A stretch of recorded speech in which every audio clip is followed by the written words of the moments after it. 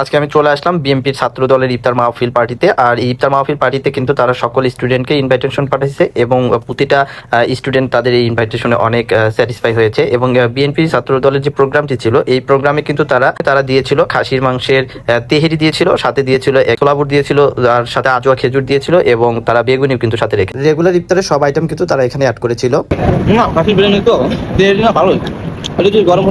তারা যে প্রোগ্রামটি সফলভাবে আজকে মানে এটা সম্পন্ন করলো এটা বলার মতো না, কারণ আমি প্রথমে ভেবেছিলাম যে এত লোকদের তারা ইনভাইটেশন পাঠাইছে এবং প্রোগ্রাম সফল কতটুকু হবে এটাও কিন্তু একটা মানে বোঝার বিষয় রয়েছে, বা এটাও কিন্তু দেখভালের একটা বিষয় রয়েছে। এবং তারা যে এত সুন্দরভাবে এই প্রোগ্রামকে সফলভাবে সম্পন্ন করেছে এর জন্য তাদেরকে অসংখ্য ধন্যবাদ।